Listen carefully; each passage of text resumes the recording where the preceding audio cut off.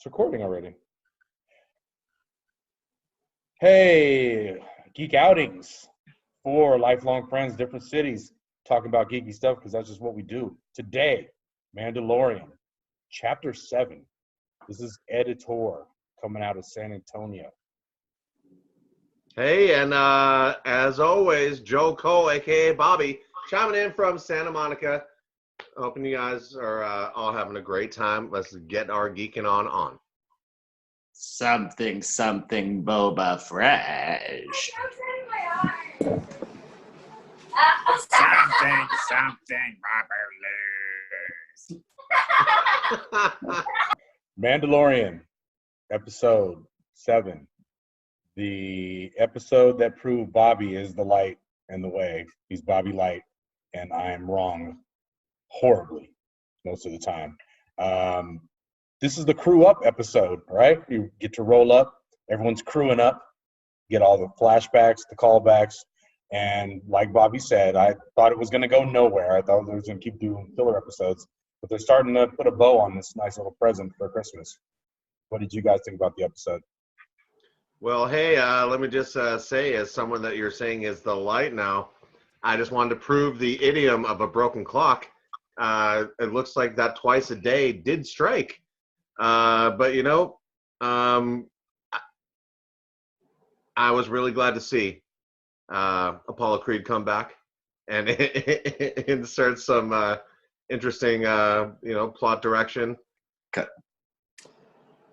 It's half an episode. I enjoyed it. I'm stoked that Ed was wrong last week, and it went right to where I thought, where Bobby predicted it would go.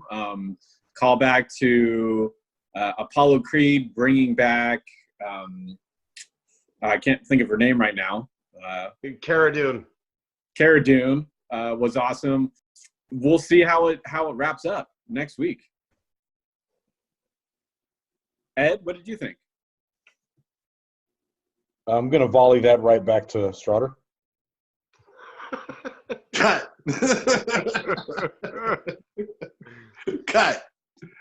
I thought it was a great episode. Again, they've done everything they can to present this as a Western space opera, and this was completely the Mario Van Peebles posse up. It was the greatest way to do the trope. They had already established the characters. You knew somebody was going to die. You knew who you wanted to die, and you knew that somebody was going to die. But like Lucy had said, they just set up everything really well. Ed, you're right. The way that the flashbacks and the characters' personalities were all established within the quick 5 minutes that we like go back to the bar or we go to the homestead, and we get all of this information and this exposition and backstory. I'll cut. You're being very liberal with that cutting power, bro. Cut. Before we move on from Cara Dune, I thought that establishing Cara Dune back on the little mudball planet, scrapping for money. Oh, wait. Let me just interject real quickly. She was fighting a Darth Maul species guy, right? Or was that just the horns and tattoos? I mean... Yeah, they're called Zabraks. Zabraks, all right. No, she was totally brawling with the Zabraks, okay. So her brawling with Zabraks, them doing that really cool little, we're going to make it classical stuff, but Star Wars. So having the electrical lasso between the two and doing the, gladiator chain fighting was real cool. So I find it interesting that some of their episodes that we consider filler actually are really, really expeditious in how they move things through. And don't make them linger. Oh, how about on that note, Strutter, how about the little tiny things that the detail they do provide inform on the backstory, like seeing a dirty stormtrooper on that note, I think you make a really good point, and it's one of the cool distinctions that they do about the level of the Empire, because these guys are, for all intents and purposes, they seem to not be Empire, with their dirty suits and whatnot, and that's all the stormtroopers that we've seen up until that point. And then Homeboy shows up with the Death Troopers and those fucking stormtroopers, and that shit is clean. Like, their shit are fucking white on white Air Force One out the box. Like, yeah. That TIE fighter landing was my favorite scene in the movie I've never seen a TIE fighter land like that. I thought that was really well done. But I wanted to go back. The Zabrat, I thought that was one of the plot holes, that she should not have been able to match up with him strength to strength. And it was a combat, it was she seemed to beat him skill wise. I mean, he outbrawled her, but she pulled a couple of good MMA like kind of grappling moves that got the best of him, I thought. Yeah, she garroted him. She used her dexterity against his strength. If I was running that in a game, I would have her do a dexterity check versus his strength grapple and see how it came out. And she rolled a 20. Like, I mean, right. like that thing, like, like these guys are superior. This is supposed to establish how tough she is. I mean, that's how Black Canary takes anyone down, or how Batman takes Bane down whenever he does, like same thing. It shouldn't happen, but they're more skilled than that. I think that shows how skilled she is. And now that she's back in the conversation, do you think she's a clone? Because the Ugnaught mentions that Yoda is not a clone because he's worked in cloning, in genetic whatever cloning fields or whatever they do. Oh, Kara. Yeah, and he mentions that she looks like I didn't even think about that. That she looks like one of the smooth-faced clones. I mean, he could have been hitting on her too, but he doesn't. No, but that totally. I wondered why they're doing something to her face like that. There was some sort of rendering. It makes perfect sense, dude. I thank you for saying that. That really just filled in the pieces. Like, if she was a clone, yeah. I think we're gonna see Baby Yoda like really do some nasty, nasty shit. Like kill a whole bunch of people like really quickly. And that is going to be like, whoa, we going to like season 2, like, so we got a homicidal Dexter of a baby right here. How do we mold it into a good person or something? That's just my feeling of how this season is going to go. And I think the sun might have set on Bobby's being right. Hey, it may have. I was going to say predictions to how the season wraps up. Bobby Light? Yes, sir. What? Bobby Light. Just go into your trance and then tell us what's going to happen. Oh, yeah, exactly. Oh, so no, what I definitely think is going to happen is that the kid is going to help them all get out of it when it seems that all hope is lost. And you know what? Someone else even mentioned to me before, like, oh, the Mandalorians are going to come in again. No, they're not going to use that same cavalry in the same season. The Mandalorians are a dope-ass force. They're not going to have them save the day again in the finale. It's going to be Baby Yoda freaking out that maybe his guy Mando doesn't have the control of the situation and might get murked, and he's going to murk everyone in the area. And Mando's going to scoop him up and be like, don't kill my friends. We need to go someplace. And they run off season 2. On record, I'm still going with the Beskar shin guards. To play soccer? What? Why? To finish his outfit. What the fuck? Lucy? So, what do you think, Lucy? I think it's a combination of the two. I think we're going to see his clan of Mandalorians pop out because they have some... You think they're coming back? I think they're definitely coming back. That's my predictions. They're coming back because they hate the Empire, because they killed the entire planet, and they're like, yes, Mando, you got all these fools here for us to kill. I think Mando's going to get himself into some trouble. Baby Yoda's going to get him out of that trouble. and possibly force heal him. But yeah, the Mandalorians are coming back. There's no question about that. So all of that in one episode. You do not leave them in episode 3 for nothing. It's a classic.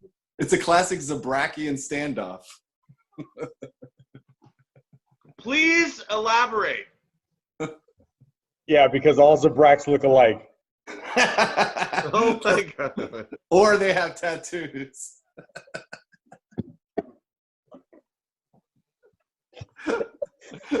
They're in a gang with their brothers.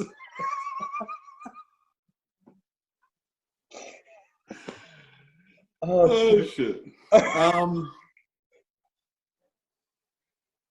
So I like to just see where these ideas bounce, and for IG-11 to not have made an appearance to save the Ugnaught when he was approaching the ship and he was that close is really heartbreaking. So it's like, a friend theorized this to me that maybe we didn't see all of the appropriate things. Maybe that IG-11 did come out and save him. The Baby Yoda was on the ground and got picked up, and I think that's all again just wishing for happenstance. I think the shit already went down. The guy got Ugnaught got killed. Baby Yoda got scooped up by the troopers. If anything, IG-11 will come out and see the scene after. But yeah, I totally agree that his story has not been told yet. Way too much build up. Can I say for the first time, I think Bobby is right here as well, and I also love your Santa Cruz accent when you say Ugnaught. But beyond that, I also thought it was interesting that we kind of find out that Baby Yoda really is a baby. It's just his reaction towards things.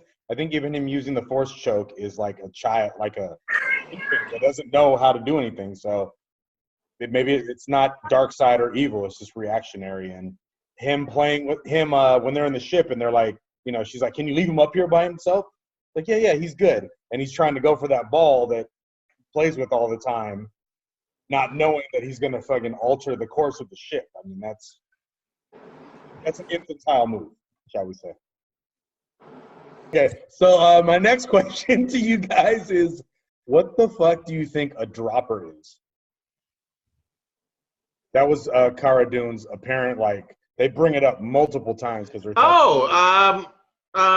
A facial tattoo, but not the tattoo, but it was the tattoo on her neck, maybe? On her arm. It's on her arm. Because on her arm. Yeah. Those tattoos. That's what I think they were totally everyone referring sees her and they're like, oh, you're a dropper.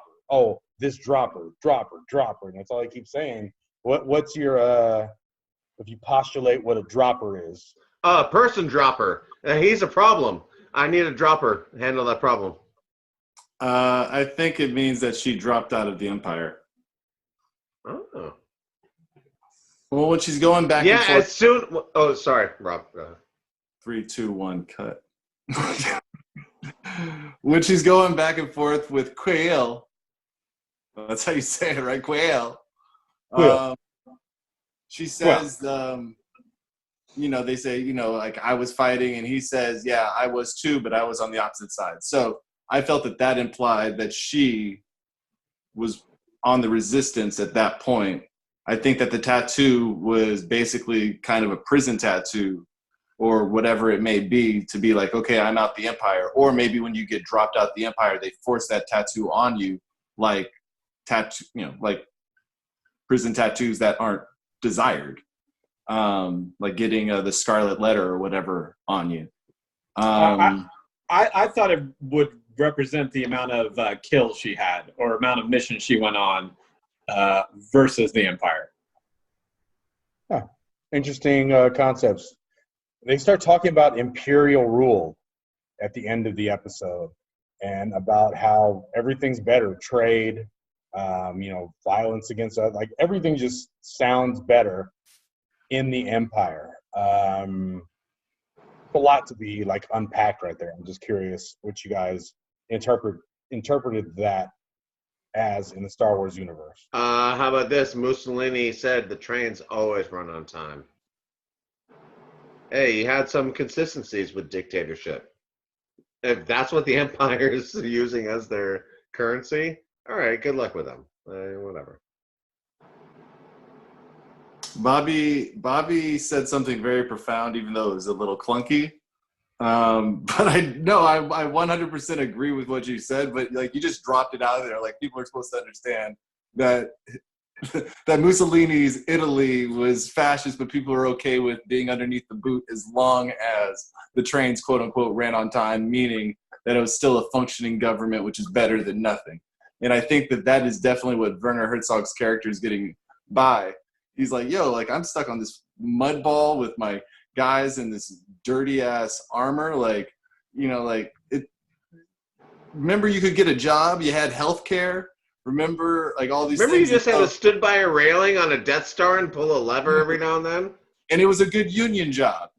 You were like a scene we didn't talk about. We talked about like the horror aspect of the last episode. Oh, and, the dragons coming down and yeah, taking man. people? Yeah, that was Yeah. I mean, I can't. Tremors. I mean, I can't think of a movie that was like you're in the middle of nowhere and they start coming at you like that. But I don't know. It was a nice nod to the horror aspect that the show can have when it wants to.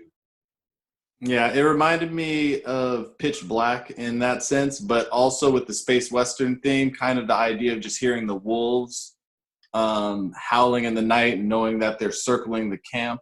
So I thought that was cool. On that note, let's close out. Editor coming out of San Antonio. I'm better with the city today. Hey, and as always, Bobby, a.k.a. Joel Cole, a.k.a. the man that is right twice a day, sometimes like a broken clock.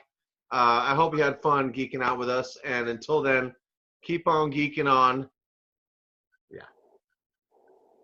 It's Boba Fresh, a.k.a. not Bobby, a.k.a. not Joel Cole, a.k.a. not the guy who just went, a.k.a. coming to you from San Francisco. Boba Fresh out. Hey, Robert Lucy, Luce coming at you from Southern Oregon. Everybody have a happy Hanukkah, Merry Christmas, happy holidays. It's been another great evening hanging out with you guys. And I want to wish everyone out in Star Wars land a happy Life Day. That's hilarious because I was going to just say happy holidays and Lucy, get the kids out of the closet now. It's good. Hey guys, you guys can come out in the room now.